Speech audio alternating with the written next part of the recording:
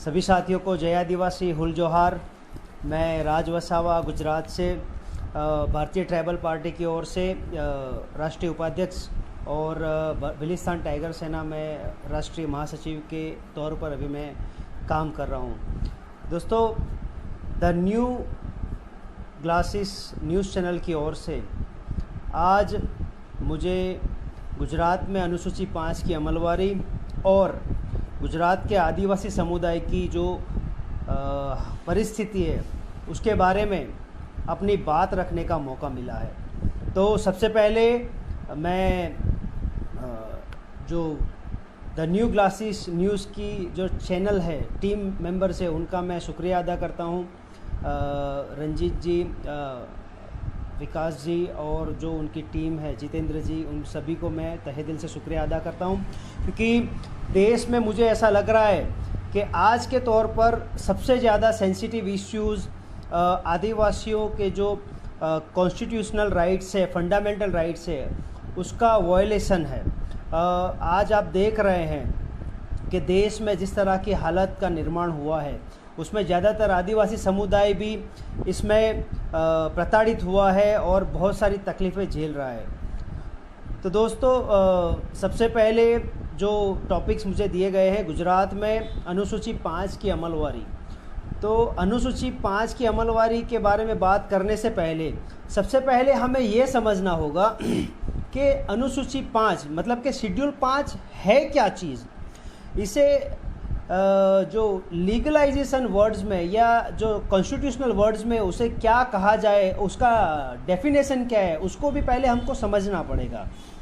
तो अनुसूची 5 की जो शुरुआत है, उसका जो इतिहास है, उसको सबसे पहले हमें जानना पड़ेगा, क्योंकि जब तक हम हमारा इतिहास नहीं जानेंगे तब तक हम उसका जो प्रेजेंट है या उसका फ्यूचर क्या होगा वो हम नहीं जान पाएंगे।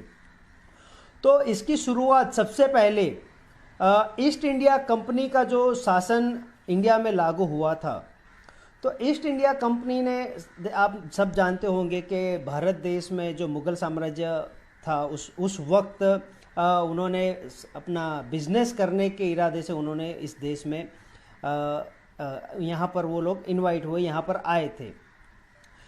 लेकिन जैसे जैसे उनको पता चला कि इस देश में तो आप कभी भी कुछ भी शासन, मतलब आप वो उनको कवर कर सकते हो, तो ब्रिटिश ईस्ट इंडिया ने कुछ लॉ एंड ऑर्डर्स उन्होंने पास किए, जिस तरह से उन्होंने अपना पावर हथिया लिया था।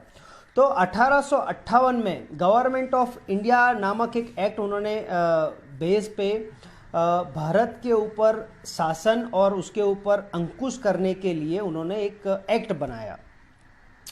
उसके चलते आदिवासी समुदाय ने पूरे देश में उसका विरोध किया, क्योंकि ज़्यादातर जो आदिवासी जो ज़मीन थी वो साहूकार ज़मींदारों को अंग्रेज़ शासन ने उनको पट्टे पे दे दिया, उनके ऊपर उसके ऊपर महसूल लेने के लिए। लेकिन हमारे जो आदिवासी समुदाय जहाँ पर जागृत थे वहाँ पर सबने उसका विरोध किया।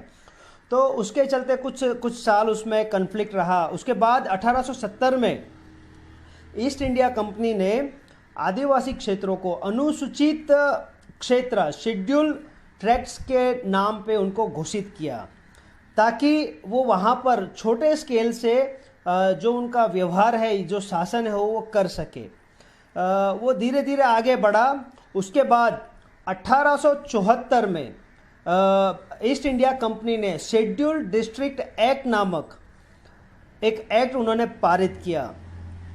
ये एक्ट के तहत जो ब्रिटिश शासन ने देखा कि जो आदिवासी समुदाय जो अलग अलग स्टेट में अलग अलग कबीलों में रहते हैं, उनका जीने का तरीका, उनका अपना एक पारंपरिक रीत रिवाज का एक रस्म है, उनकी संस्कृति अलग है, उनकी सभ्यता, उनका जो रहन सहन है वो अलग है।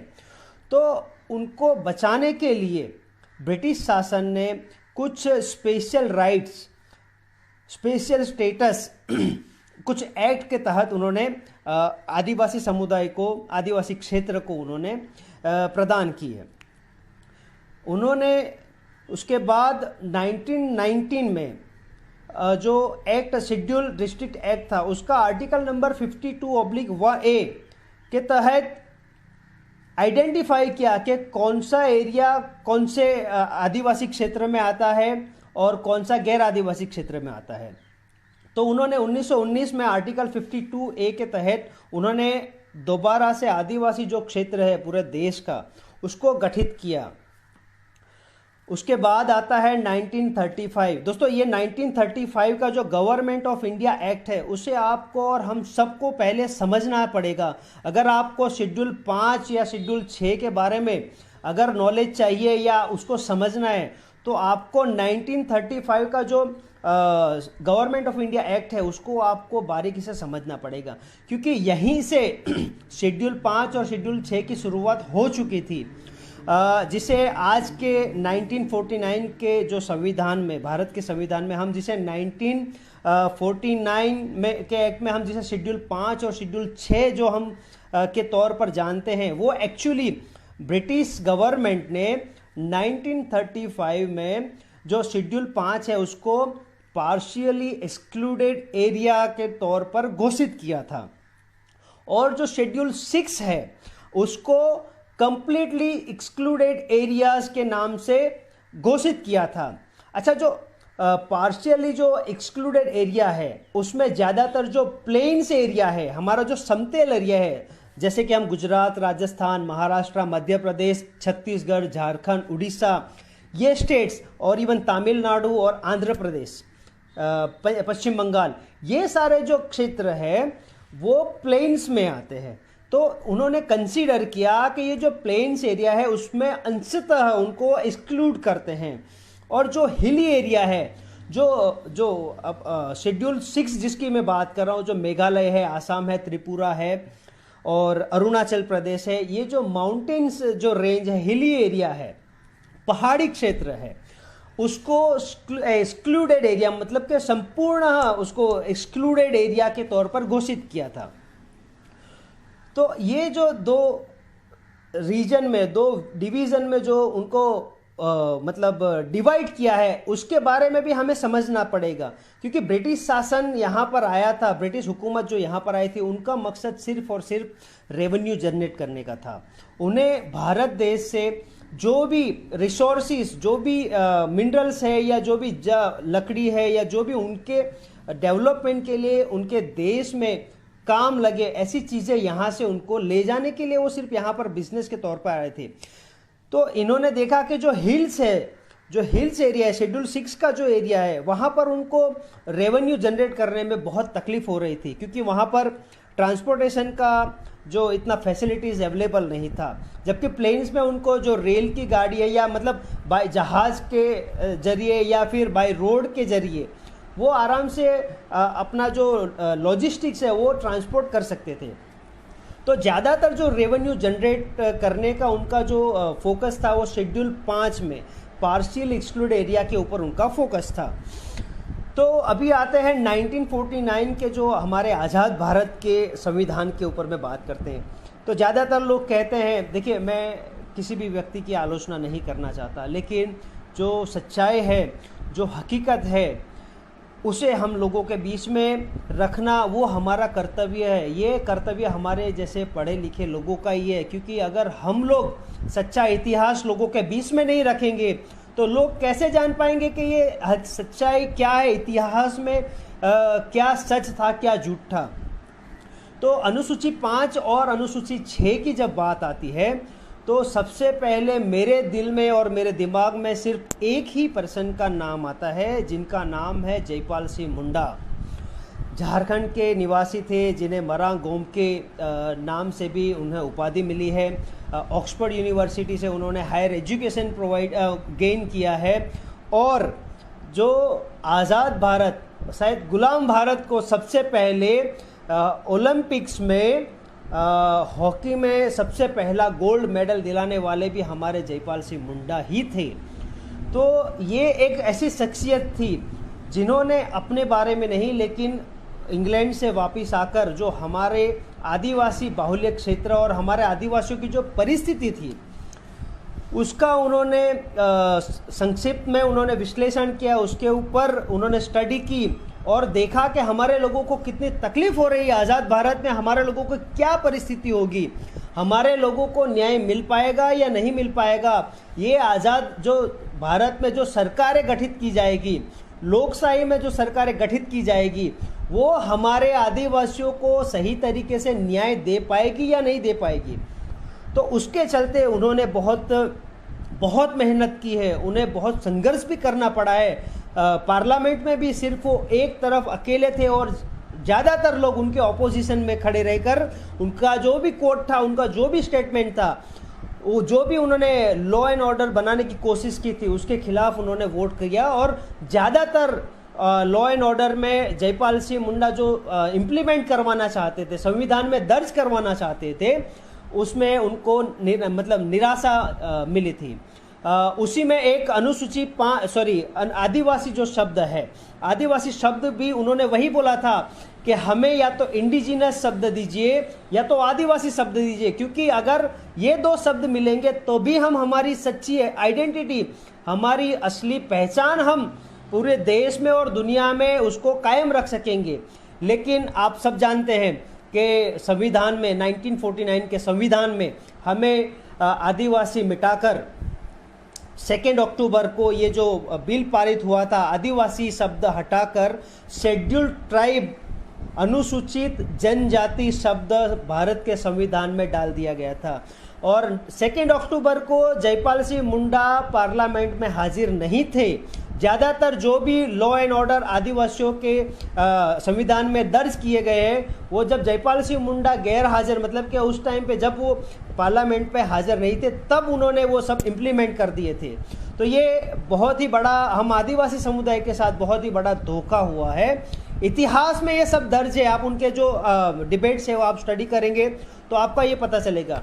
ठीक है, मैं ज़्यादा डीप में नहीं जाता, इसके बारे जयपाल सिंह मुंडा के बारे में भी हम पूरा लेक्चर अटेंड कर सकते हैं, एक ऑर्गेनाइज कर सकते हैं। लेकिन अभी सिर्फ मैं शेड्यूल 5 की बात करता हूँ। तो शेड्यूल 5 की जो अमलवारी है उसमें हमारे जो जयपाल सिंह मुंडा है उनका काफ़ी बड़ा योगदान है।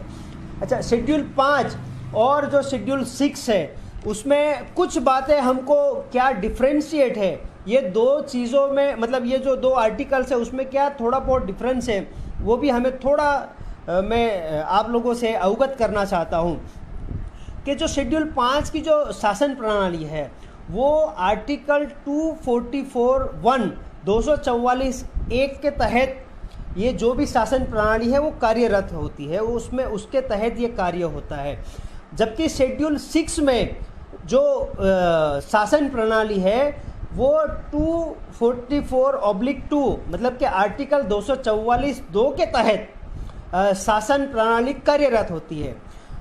शेड्यूल 5 में ट्राइबल एडवाइजरी काउंसिल का गठन किया गया है ताकि वो जो हमारा शेड्यूल्ड एरिया है और जो हमारे शेड्यूल्ड पीपल, मतलब कि जो आदिवासी है, उनमें उनकी जो विकास है या उनका डेवलपमेंट है या उनको जो भी तकलीफ़ें हो रही है उसके बारे में एक विश्लेषण कमेटी, आप समझ लीजिए स्क्रूटिनिटी कमेटी का गठन, जिसका नाम ट्राइबल एडवाइजरी काउंसिल के तौर पर बनाया गया। हर स्टेट में ट्राइबल एडवाइजरी, मतलब कि शेड्यूल 5 के जितने भी स्टेट्स हैं उसमें ट्राइबल एडवाइजरी काउंसिल का गठन हुआ है।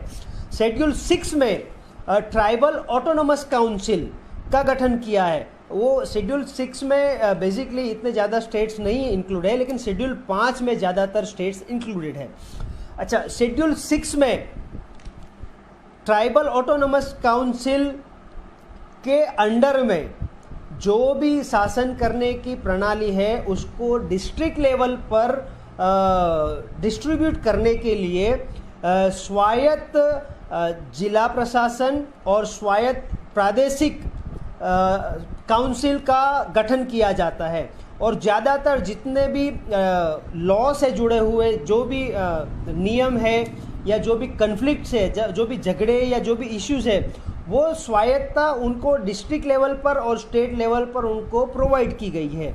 जबकि शेड्यूल 5 के जो स्टेट्स है उसमें कानूनन और शासन प्रणाली, वहीवट की जो प्रणाली है, वो सारे अधिकार जो स्टेट के राज्यपाल है, जो गवर्नर्स है, उनको दी गई है।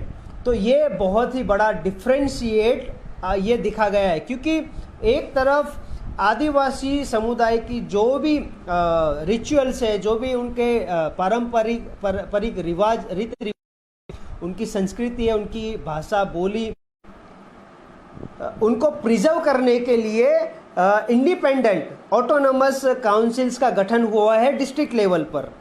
जबकि शेड्यूल 5 के जो स्टेट्स है उसमें जो पावर्स है उसका सेंट्रलाइजेशन करके राज्यपाल को वो सौंप दिया गया है।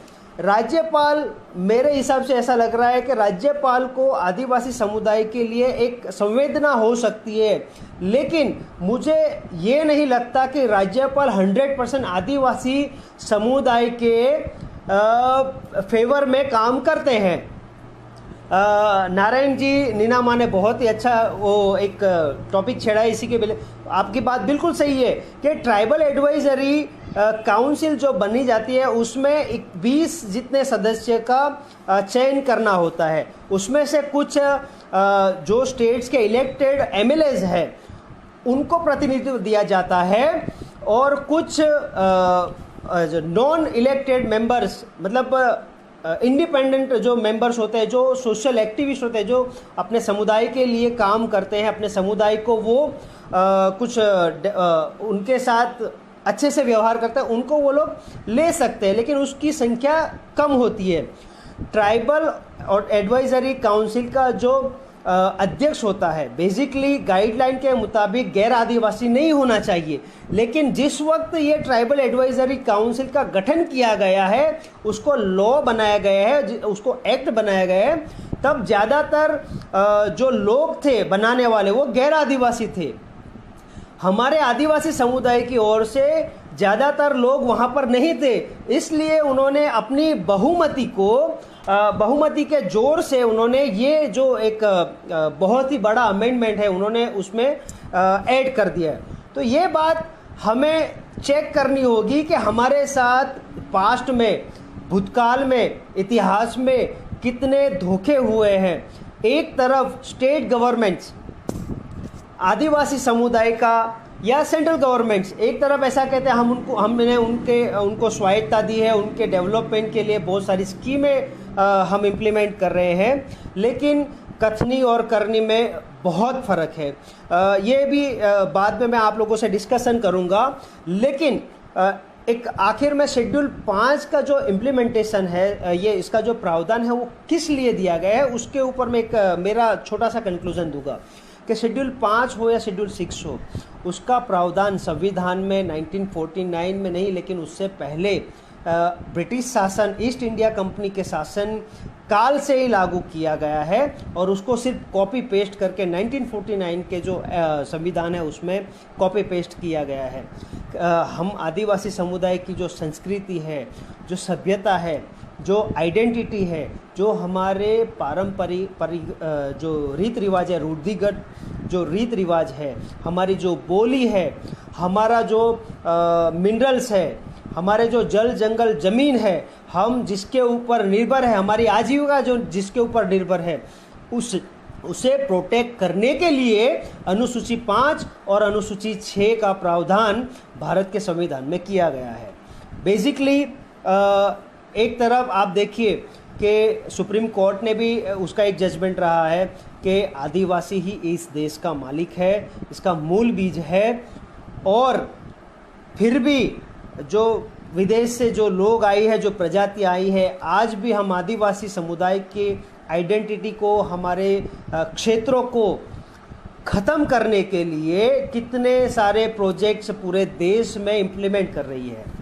तो दोस्तों ये बात थी शेड्यूल 5 के बारे में थोड़ा ब्रीफिंग करने की, क्योंकि ज़्यादातर हमारे जैसे लोग भी शेड्यूल 5 मतलब क्या, वही हम ज़्यादातर लोग नहीं समझ सकते, क्योंकि संविधान, जो भारत का संविधान है, उसमें सिर्फ 2 या 3 लाइन में इसको नोट कोट किया गया है, और वो भी उसका जो संवैधानिक जो लैंग्वेज है वो ज़्यादातर हमारे जैसे लोगों को भी नहीं समझ में आता था। तो ये मैंने थोड़ा अपने हिसाब से सिंप्लीफाई करके आप लोगों को अवगत कराने के लिए शेड्यूल 5 की जो व्याख्या है मेरे हिसाब से मैंने आप लोगों के बीच में रखी। सबसे पहले मैं कोई फिलोसोफर या इकोनॉमिस्ट नहीं हूँ, मैं एक सोशल एक्टिविस्ट हूँ, जो मेरे जिस समाज में मैंने जन्म लिया है, मेरे लिए मेरा देश भी महान ही है, लेकिन जिस समाज में मैंने जन्म लिया है उसको मैं पे बैक करने के लिए मैं सोशल एक्टिविटी में जुड़ा हूँ। अच्छा, अभी हम आते हैं नेक्स्ट टॉपिक पे कि गुजरात में जो शेड्यूल 5 है उसकी कितनी अमलवारी है, उसका क्या इम्प्लीमेंट मतलब उसका क्या असर देखने को मिल रहा है। तो आप सभी सगाजनों को मैं ये अवगत कराना चाहता हूँ कि गुजरात में अनुसूची 5 लागू है, इम्प्लीमेंटेड है, लेकिन उसकी अमलवारी इन एक्ट उसमें 100% लागू नहीं है। अमलवारी उसकी नहीं है, मतलब दिखाया गया है ऑन पेपर, लेकिन ज़मीनी तौर पर कोई भी अमलवारी नहीं हो रही, उसकी अमलवारी नहीं हो रही है। तो सबसे पहले हम गुजरात की भौगोलिक परिस्थिति के बारे में हम जानेंगे। ये जो गुजरात राज्य है वो पहले महाराष्ट्र राज्य का एक हिस्सा था और कुछ मूवमेंट्स के तहत 1 मई 1960 में महाराष्ट्र से गुजरात स्टेट अलग हुआ। गुजरात में आदिवासी समुदाय करीबन 14 जिलों में 53 जो तहसील है उसके 5,884 गाँवों में उसमें हमारा आदिवासी समुदाय स्थायी है। करीबन 30 जितनी आदिवासी जो जातियां हैं वो हमारे गुजरात के शेड्यूल ट्राइब्स में इंक्लूड है और हमारा गुजरात का जो आदिवासियों का टोटल पॉपुलेशन है करीबन 90 लाख से ज़्यादा है। एजुकेशन की बात करें तो गुजरात में जो हम आदिवासियों का जो एजुकेशन का रेशियो है, साक्षरता का जो रेशियो है करीबन 62% है। ये एक्चुअली जो डेटा है मैंने गवर्नमेंट की ऑथेंटिक वेबसाइट से लिया है। बेसिकली उनके सर्वे के ऊपर एक बेस के तौर पर हम भरोसा कर सकते हैं, लेकिन जब हम धरातल पर चेक करेंगे शायद, या ज़मीनी तौर पर जब चेक करेंगे शायद इससे इसका जो आंकड़ा है वो शायद इससे कुछ वेरियस अमाउंट में हो सकता है, वेरी हो सकता है। तो गुजरात में हम आदिवासियों को शेड्यूल 5 के तहत पैसा एक्ट और फॉरेस्ट राइट एक्ट, ये 2 एडिशनल हमको राइट्स मिले हैं। फॉरेस्ट राइट्स एक्ट के तहत जो आदिवासी क्षेत्र, आदिवासी बाहुल्य क्षेत्र है उसमें जो भी जंगल इसमें इंक्लूडेड है, तो ये जो फॉरेस्ट है, ये जो जंगल है उसकी जितनी भी पैदाश है, मतलब जो भी फ्रूट्स है या जो भी उसमें जो जड़ी बूटियाँ या जो भी मिनरल्स उसमें पाए जाते हैं, चाहे वो लकड़ी हो चाहे जो भी चीज़ हो, वो हमें उसके ऊपर हमें अधिकार दिया गया है। और एक जो पैसा एक्ट है, panchayat extension to the scheduled area, इसके तहत जो ग्राम सभा है हम शेड्यूल्ड एरिया की, वो शेड्यूल्ड एरिया की जो ग्राम सभा है पारंपरिक, उसको कुछ राइट्स दिए गए हैं।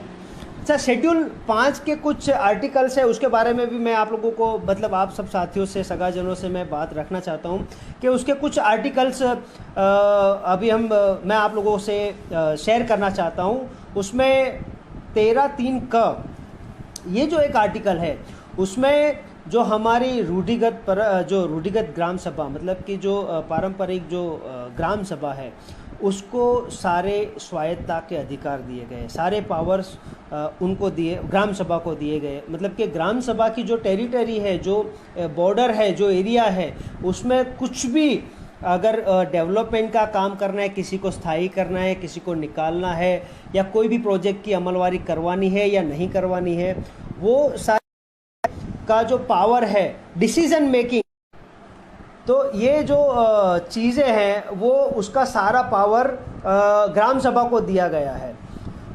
उसके बाद 244(1) ये जो आर्टिकल है, वो आर्टिकल के तहत जो भी विधानसभा है या लोकसभा है उसके सारे जो पावर्स है या जो भी कॉमन जो लॉ है वो शेड्यूल्ड एरिया को लागू नहीं होते।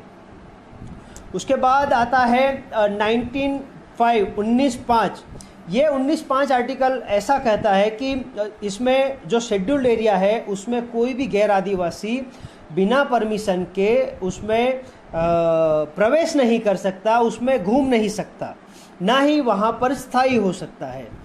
उसके बाद 1906 उसके तहत कोई भी गैर आदिवासी शेड्यूल्ड एरिया में आदिवासियों का जो आरक्षित क्षेत्र है वो क्षेत्र में ना ही वो नौकरी कर सकता है, ना ही कोई बिजनेस कर सकता है। तो ये जो संविधान ने हमें जो पावर्स दिए गए हैं, बेसिकली ये जो पावर्स है आपने देखा होगा झारखंड में जिसे पत्थलगड़ी कहते हैं, ज़्यादातर गाँव में ग्राम सभा ने इसे वहाँ पर लगाया है। ग्राम जो भी गांव होता है उसके एंट्रेंस में पत्थलगड़ी लगाया है और उसकी पूजा करते हैं, उसको ही उससे ही सर्वस्व मानते हैं। और मुझे सुनने में आया है कि हमारी जो झारखंड की सरकार है, जेएमएम की सरकार, मिस्टर हेमंत सोरेन जी की सरकार, वो शायद ये जो पत्थलगड़ी है उसे लीगलाइज फॉर्म भी उसे करने का वो मतलब प्लानिंग कर रहे हैं। तो ये हमारे लिए बहुत ही खुशी की बात है।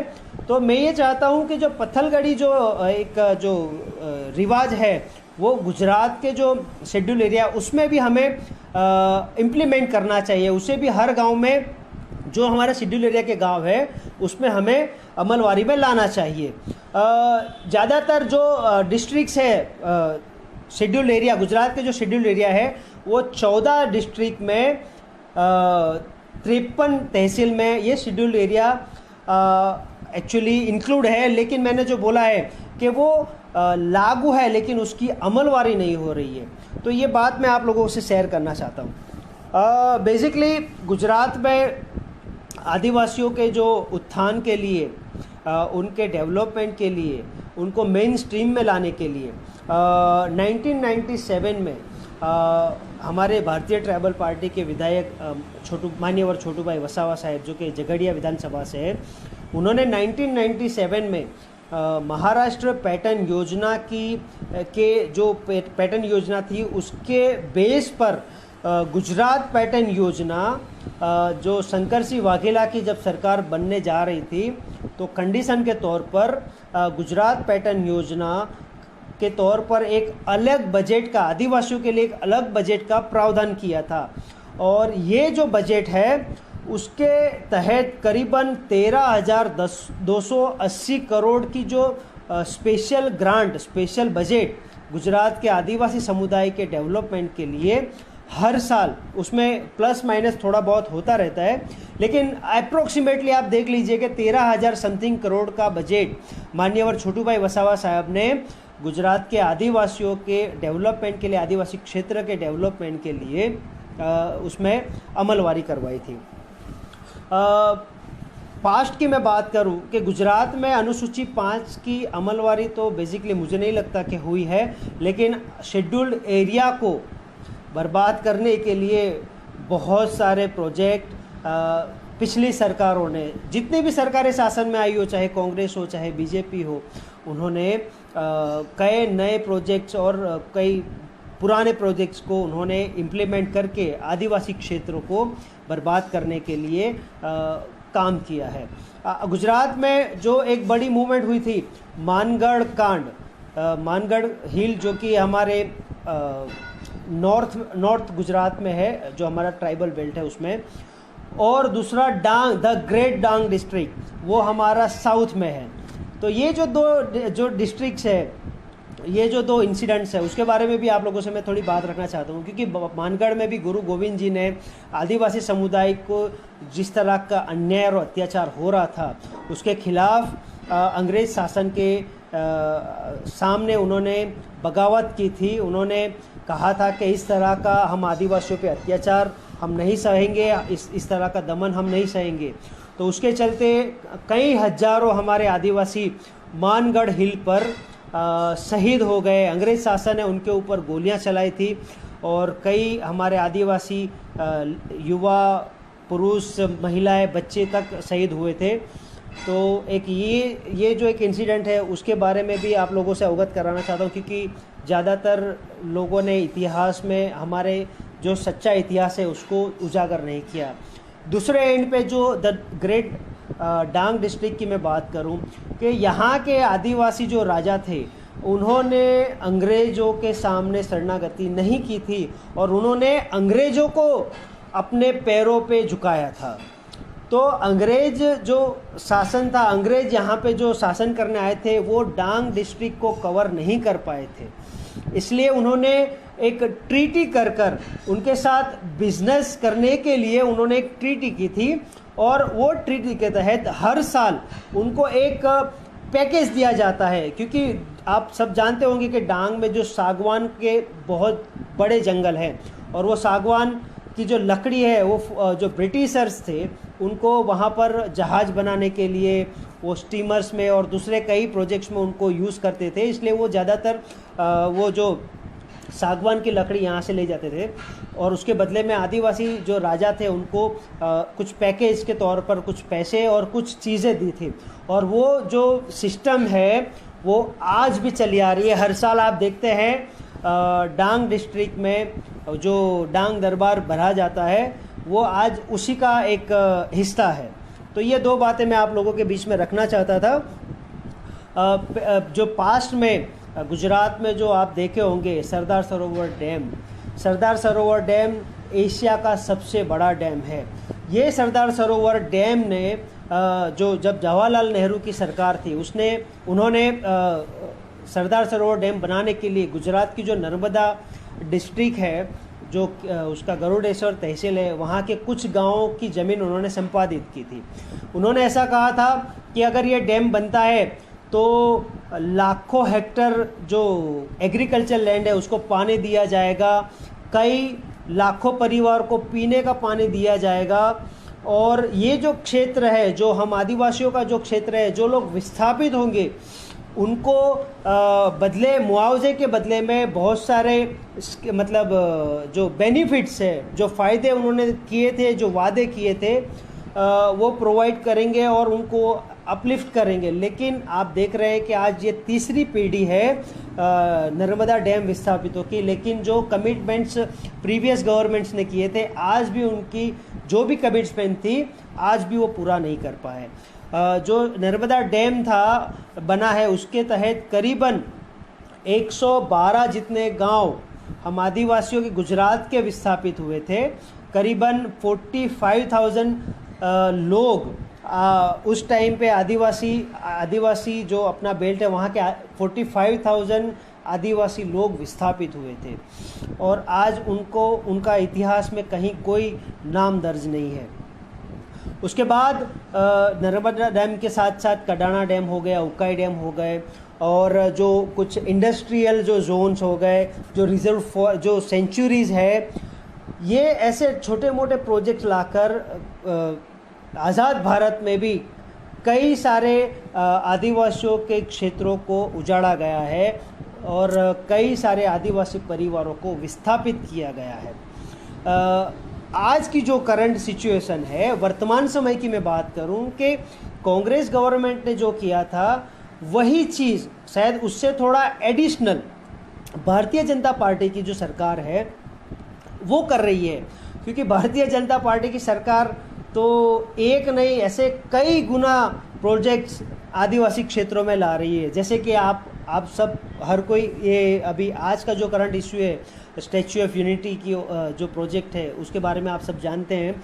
स्टैच्यू ऑफ यूनिटी की जो प्रोजेक्ट है उसके तहत करीबन केवड़िया के 14 गांवों की ज़मीन अधिग्रहित की गई है, मतलब उसको एक्वायर किया गया है, और करीबन 20,000 जितने आदिवासी परिवार ये 14 गांवों के विस्थापित होंगे।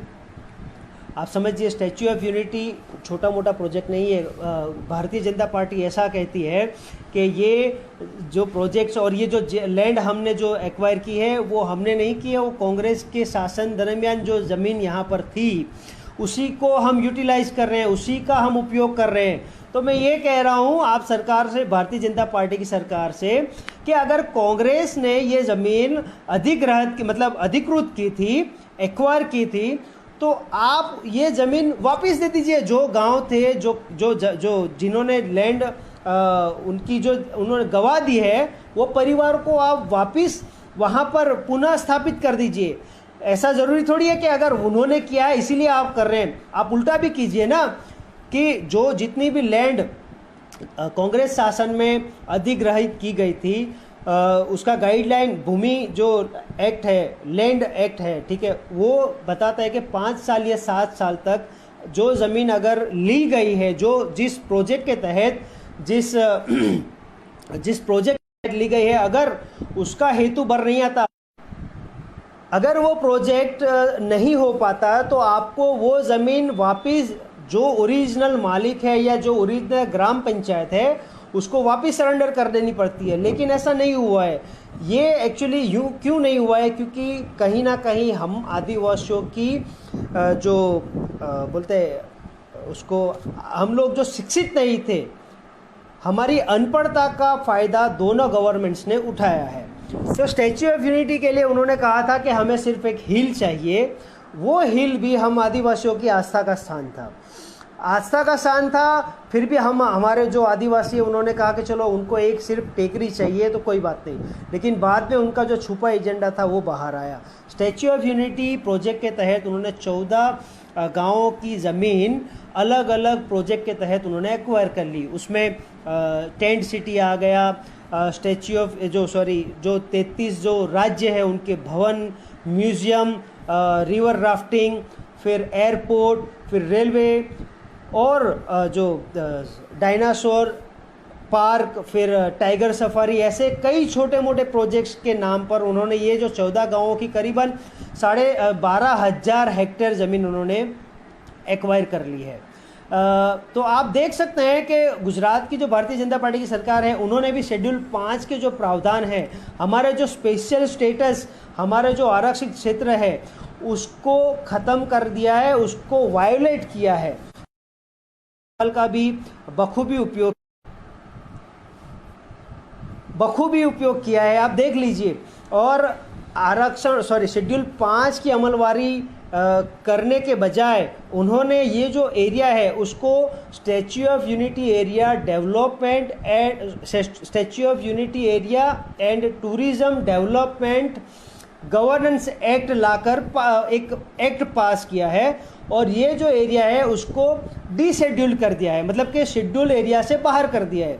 तो ये भारतीय जनता पार्टी की जो सरकार है, उन्होंने जो गेम खेला है, एक तरफ आदिवासियों को ऐसा कहा जाता था कि हम यहाँ पर डेवलपमेंट करके आप लोगों का विकास करना चाहते हैं। तो मैं ये कहना चाहता हूँ कि विकास किस तरह का विकास? आप लोग हमारी ज़मीन छीन कर यहाँ पर बड़ी बड़ी होटल्स बनाकर, बड़े बड़े मॉल्स बनाकर, आपकी अय्याशियों के प्रोजेक्ट्स लाकर वहाँ पर हम आदिवासियों को मजदूरी करने के लिए मजबूर करके आप ऐसा कहते हैं कि आप हमारा डेवलपमेंट करना चाहते हैं। तो हम आदिवासियों का अगर सही में आप लोग डेवलपमेंट करना चाहते हैं तो हमें विस्थापित क्यों कर रहे हैं आप लोग? हमें यहीं पर रहने दीजिए, हमें यहाँ पर रहने दीजिए, हमें पानी दीजिए। हमारे क्षेत्र की जो एजुकेशन प्रणाली है, हमारे जो शिक्षा के जो स्रोत है, जो चाहे वो प्राइमरी एजुकेशन हो गया, हायर एजुकेशन हो गया, हमारे क्षेत्र में एक भी यूनिवर्सिटी आज के तौर पर नहीं है। जो यूनिवर्सिटियों का नाम लिया जा रहा है वो सिर्फ पेपर पर है, या तो उसका काम चल रहा है। देश को आज़ाद हुए 70 साल हो गए, लेकिन हमारे एजुकेशन को कभी प्रायोरिटी नहीं दी गई है। हमारा एजुकेशन का लेवल और डिग्रेड कर दिया है, उन्होंने और कमज़ोर कर दिया है। उन्हें पता चल गया कि आज के दौर में सिर्फ हम 10% लोग जागृत हुए, आदिवासी सिर्फ 10% जागृत हुए, और हमारे अधिकारों की बात इनके सामने कर रहे हैं, उनसे सवाल कर रहे हैं। ये चीज़ उनको गवारा नहीं है। उन्हें आदिवासी समुदाय में सिर्फ और सिर्फ मजदूर, लेबर पैदा करने हैं, इसलिए वो हमें ज़्यादा शिक्षण नहीं देना चाहते, हमें ज़्यादा शिक्षित नहीं करना चाहते, क्योंकि उनको पता है अगर ये लोग शिक्षित हो गए, ये लोग एजुकेटेड हो गए, तो फिर मजदूरी करने कौन जाएगा? उनके शहरों में, उनके कारखानों में, उनके जो सड़कें और जो जितने भी स्ट्रक्चर, जो भी बड़े बड़े मॉल्स या जो भी बड़े बड़े प्रोजेक्ट्स होते हैं, उसमें मजदूरी के लिए लेबर फिर कहाँ से लाएंगे? इसलिए ये लोग हमारा जो शिक्षा का स्तर है एकदम कमज़ोर कर दिया है। हमारे क्षेत्रों की जो गवर्नमेंट्स की जो स्कूल्स थी, जो गवर्नमेंट स्कूल की मैं बात करूँ, गवर्नमेंट स्कूल में एक टीचर 4 से 5 कक्षा के स्टूडेंट्स को पढ़ा रहा है। आप देखिए कितना अन्याय हो रहा है। शहरों में इंग्लिश मीडियम स्कूल्स है, लेकिन गुजरात की जो आदिवासी क्षेत्र है, शेड्यूल्ड एरिया है, वहाँ पर आज भी गवर्नमेंट की तरफ से एक भी इंग्लिश मीडियम स्कूल का प्रावधान नहीं किया गया है। ज़्यादातर जो भी जो भी स्कूल्स है वो लोकल लैंग्वेज, मतलब कि हमारे जो गुजराती लैंग्वेज में ही पढ़ाया जाता है। आपको पता है कि गुजराती लैंग्वेज का अब इतना इम्पोर्टेंस रहा ही नहीं है। तो शिक्षण प्रणाली की मैं ये बात करना चाहता हूँ। इसलिए हमारे जितने भी शिक्षित लोग हैं, ज़्यादातर शिक्षा पाने के लिए, हायर एजुकेशन के लिए शहरों में जाते हैं।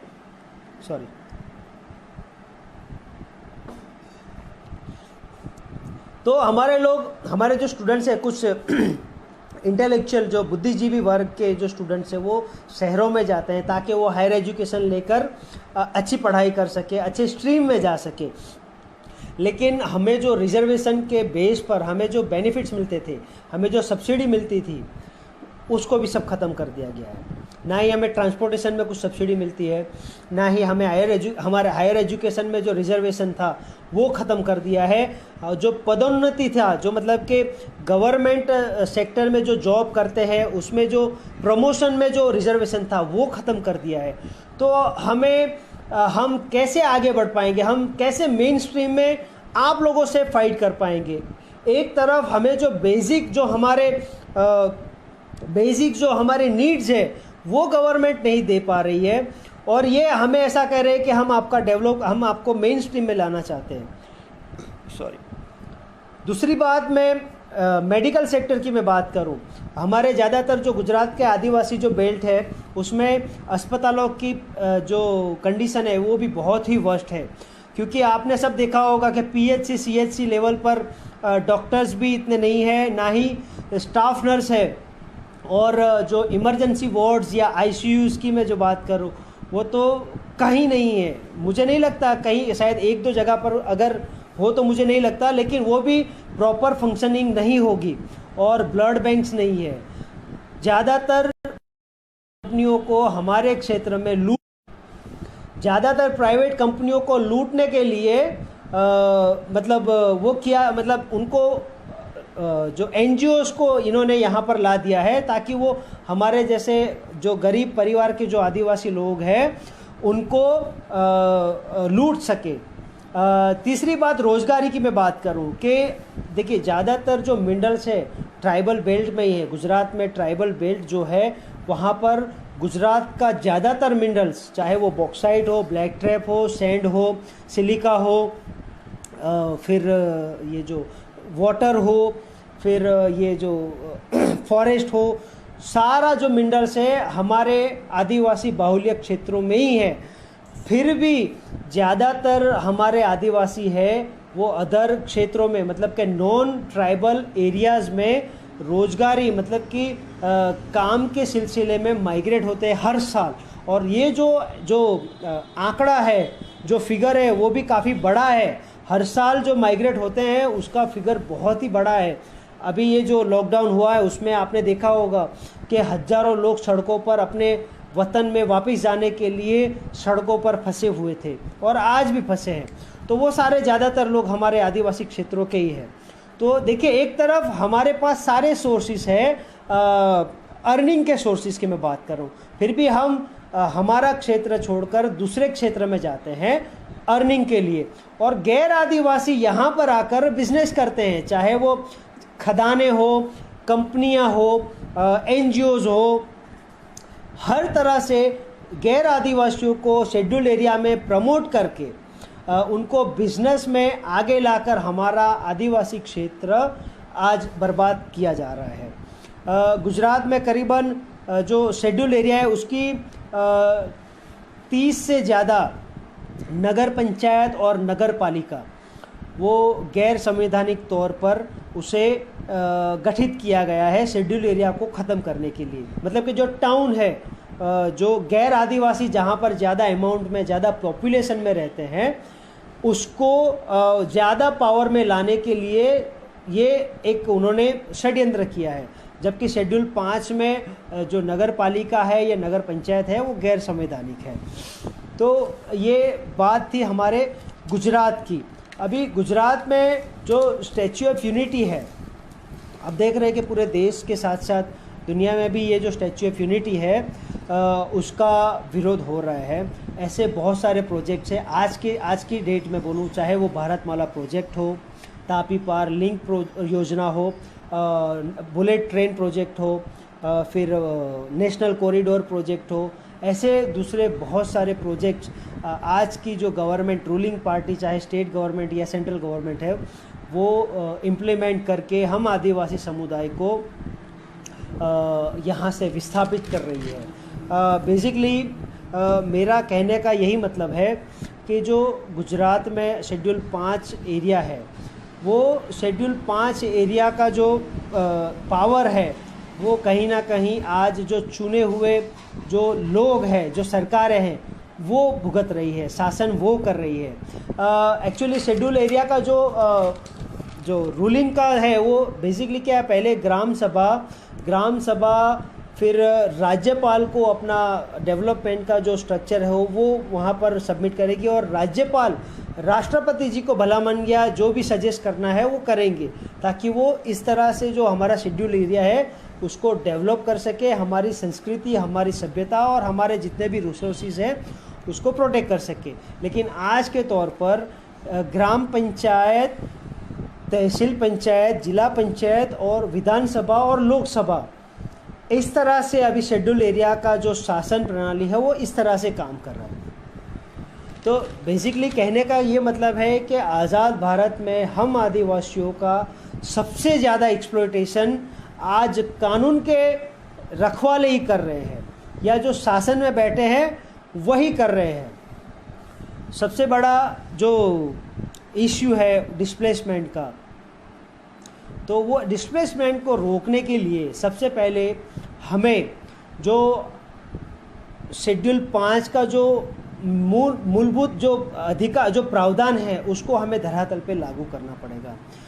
अनुसूची 5 की जो अमलवारी है इन एक्ट, उसको 100% धरातल पे हमें करवानी पड़ेगी, और हमारे जो जल, जंगल, ज़मीन और जो मिनरल्स है उसके ऊपर हमें हमारा मालिकाना हक दोबारा से स्थापित करना पड़ेगा। तब जाकर हम हमारे क्षेत्र का, हमारे एरिया का, हमारे समाज का प्रोटेक्शन कर सकेंगे। हमारे लोगों को अगर सिर्फ पानी मिल जाता है एग्रीकल्चर के लिए, तो हमारे लोग जो 3 फसल जो रहती है वो अगर पैदा करने लगे तो फिर वो कहीं पे भी माइग्रेट नहीं होंगे, क्योंकि उनको रोजगारी उनको लोकल लेवल पे ही, उनके वतन में, अपने उनके गांव में, उनकी ज़मीन पर ही उनको मिल जाएगी, तो वो फिर विस्थापित नहीं होंगे।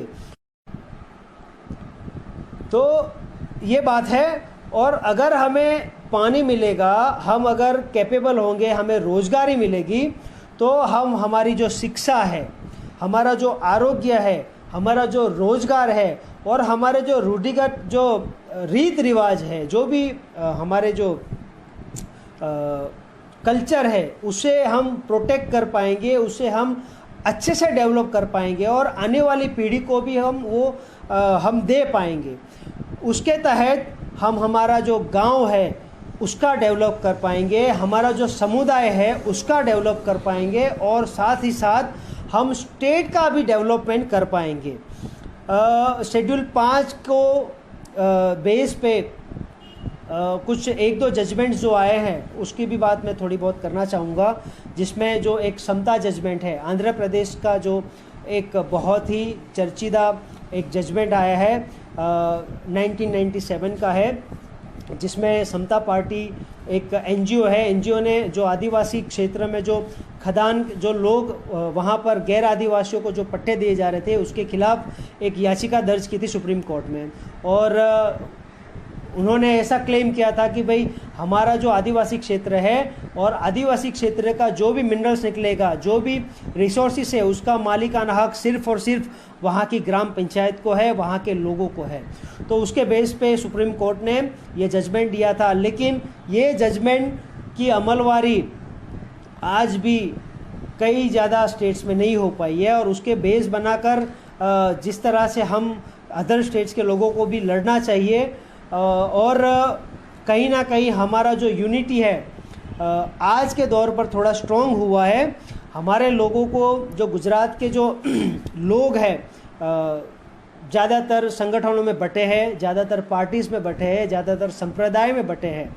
हमें उलझाने के लिए कई सारे ऐसे नए नए संप्रदाय कुछ सरकारों ने बनाए थे, कुछ धर्म में बांटने के लिए, अपनी आइडियोलॉजी को हमारे ऊपर स्थापित करने के लिए उसका गठन किया गया है। लेकिन सबको पता है हम आदिवासी समुदाय को धर्म से कोई लेना देना ही नहीं है। हम इंडिपेंडेंट है, हमारे ऊपर किसी भी धर्म का सिंबल नहीं लग सकता, हम किसी भी धर्म को अपनाने के लिए फ्री है।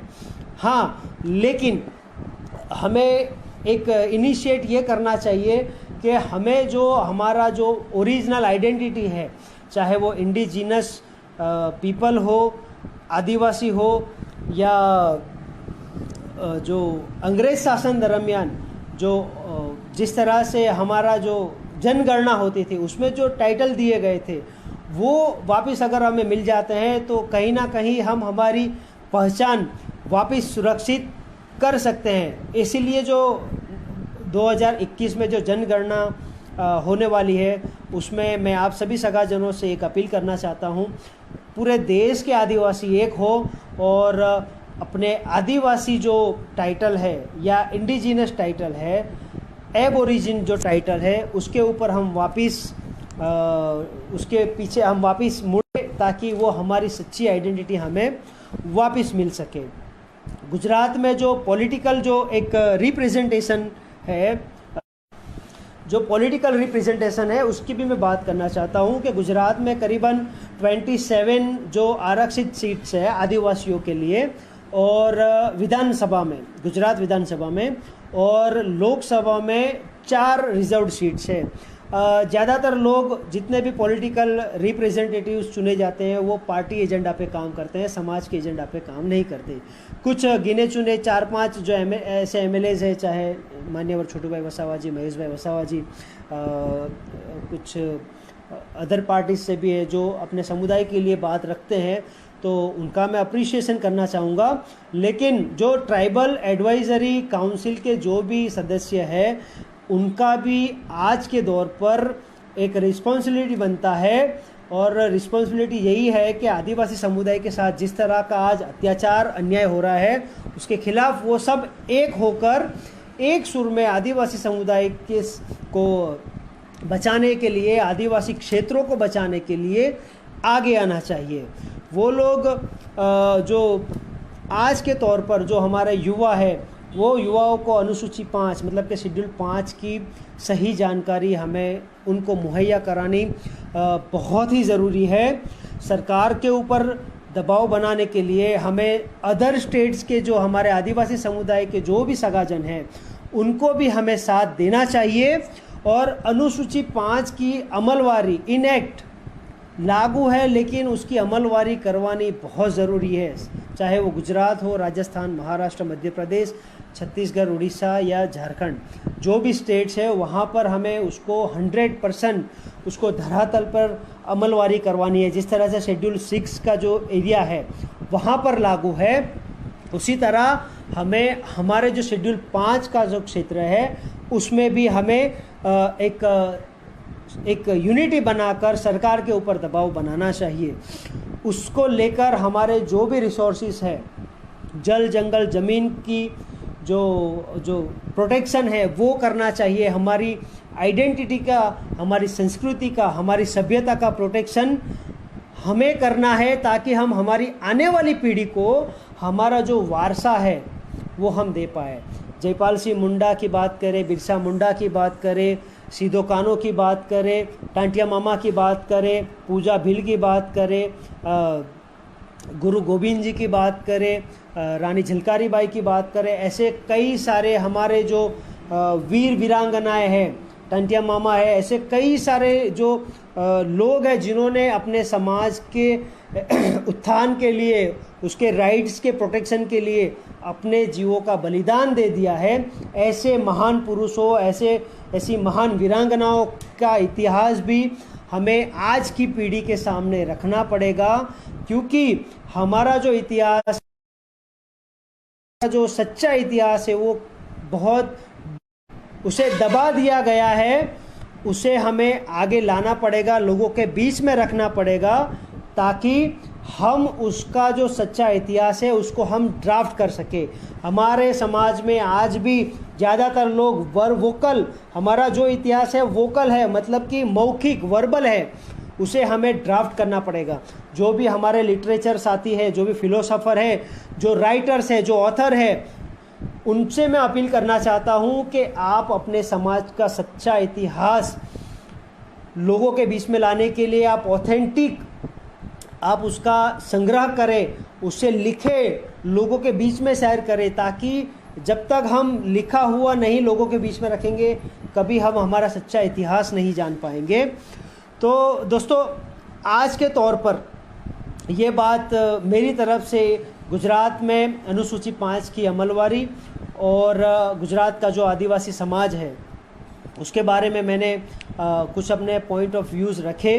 और ख़ास तौर पर आज के युवाओं को मैं एक ही अपील करना चाहता हूँ कि आप जो बैड हैबिट्स है, चाहे वो अल्कोहल हो, तम्बाकू हो, जो आपको, आपके परिवार को बर्बाद करे, ऐसी चीज़ों से आप दूर रहिए। जागृत होइए, शिक्षित होइए, संगठित होइए और हो सके तो पॉलिटिक्स में आइए, ताकि आपको सबको पता है कि सारे प्रॉब्लम्स की जड़ पॉलिटिक्स ही है। अगर ज़्यादा पढ़े लिखे लोग, अच्छे लोग जो बोल सके, वो अगर पॉलिटिक्स में आएंगे, राजनीति में आएंगे, तो कहीं ना कहीं वो अपने समाज का भला कर पाएंगे। उसे भला करे ना करे, लेकिन उसका बुरा तो नहीं करेंगे, वो मुझे 100% गारंटी है।